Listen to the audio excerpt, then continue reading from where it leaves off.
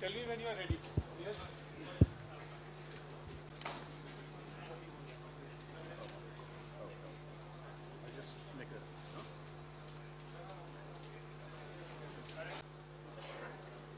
Good afternoon. This afternoon we're going to be focusing on the Indian economy, the real state of the Indian economy.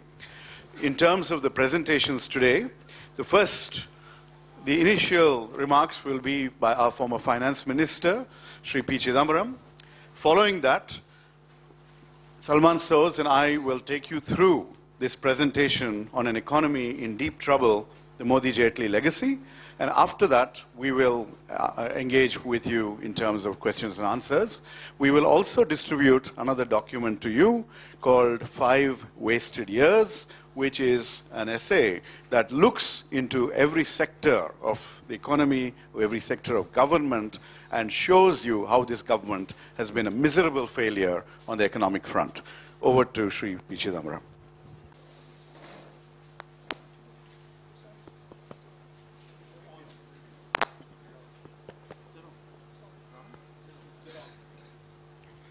Good afternoon. However much the Prime Minister and the BJP want to take away the narrative from the economy, ultimately what matters to the people of India is the state of the economy. I believe, my party believes that eventually the people will judge this government based on its performance in the management of the economy.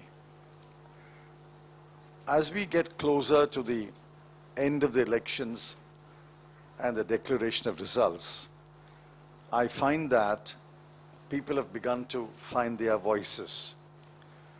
For example, the economic division of the Ministry of Finance has published its monthly report for March. And that report is a damning indictment of the state of the economy. Yesterday, the NSSO shot a major hole into the CSS data and the CSO's GDP series. It turns out that the MCA 21 data, which has so far not been made public or shared with any researchers or economists, is full of falsehoods. 35% of the companies in the MCA data do not exist or cannot be traced. That's the kind of bluff and bluster which the government has used to present a rosy picture of the economy. But now all that is falling apart. Let me quickly list 10 or 12 headlines from the March 2019 report. Firstly, and this is only for the last 3 years, 2016-17, 17-18 and 18-19, the GDP growth has declined from 8.2% to 7.2 to 7.0. The gross fiscal deficit has remained flat. Capital expenditure has remained flat. The GDP deflator, which is a measure of inflation, has been rising from 3.1 to 3.8 to 4.2. The current account deficit has been rising from 0.6 to 1.9 to 2.6. Private consumption expenditure has declined. Government consumption expenditure has declined. The fixed investment rate has declined. The growth in gross value added in agriculture has precipitously declined from 6.3 to 5.0 to 2.7. Gross value added in industry has remained flat. Index of industrial production has declined. Growth in gross value added in services has declined. And we could go on and on. There's not a single parameter which has shown a rising trend. Yet, Mr. Modi wants us to believe that after 5 years, the economy is robust or strong. This is perhaps the weakest point of the economy in the last 5 years. I think we're back to where the economy was in 2004. The next government has a lot of work to do to repair the grave damage done by the BJP.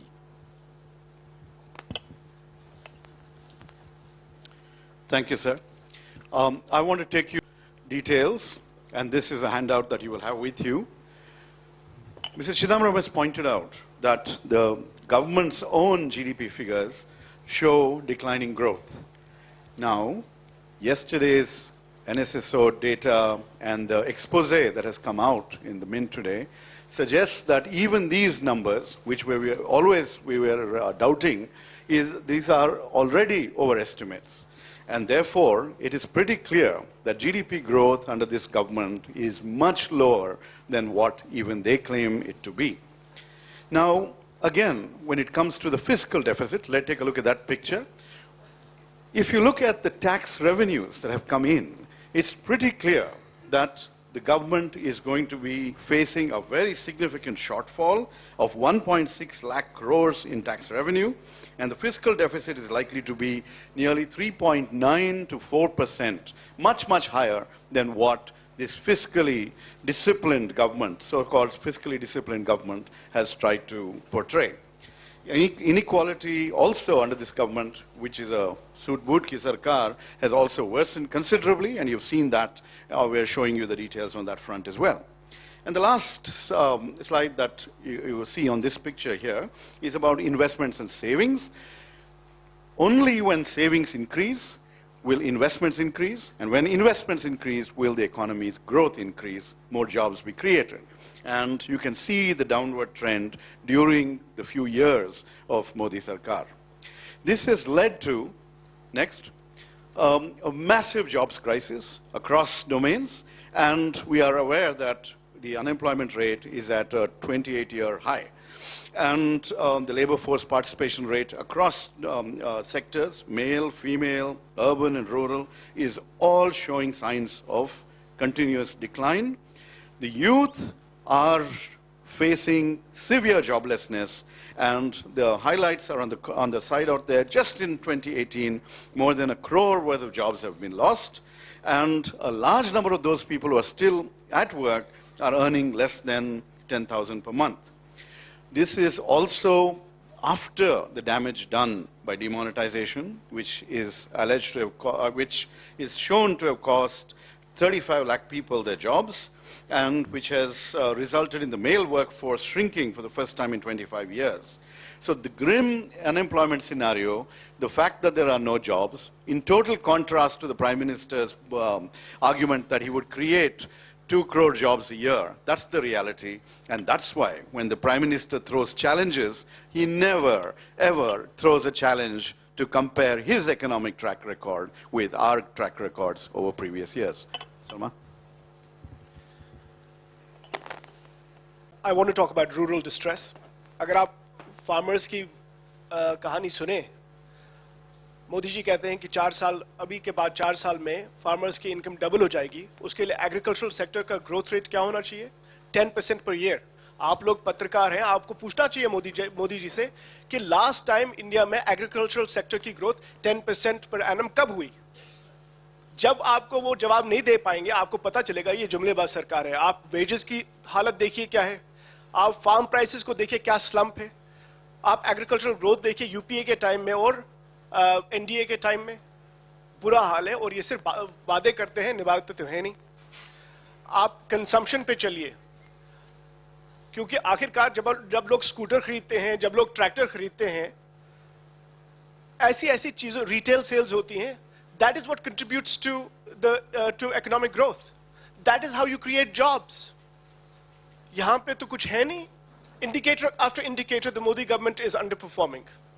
And by the way, this chart that you see on the left, it is not a comparison with UPA1, which obviously had a great growth rate. ये तो UPA2, जिसको सब कहते थे खराब है, तो Modi government cannot compete with UPA2. And they deserve to be thrown out. Households की savings जो है कम हो रही हैं, household में consumption कम हो रहा है, और loan ज़्यादा लोग लेने लगे हैं personal consumption के लिए. That is a dangerous thing, and we have to watch out, and that is why this government must be kicked out, so that we, जहाँ पे जो हमारे experienced लोग हैं, वो इस economy को वापस revive करेंगे. Rajeev. If you look at number of factories built per year on average has come down dramatically under the NDA. What happened to Make in India, you might want to ask. Investment and manufacturing investment has declined, fresh investments have declined, and the value of new project announcements continue to fall.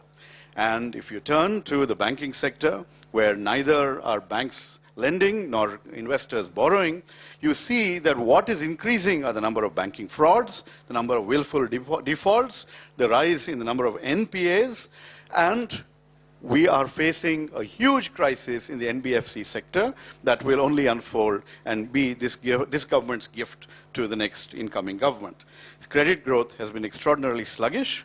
And when you move to the import-export domain, as Mr. Chidambaram pointed out, you will see that the current account deficit, exports minus imports, has been worsening. Imports continue to grow.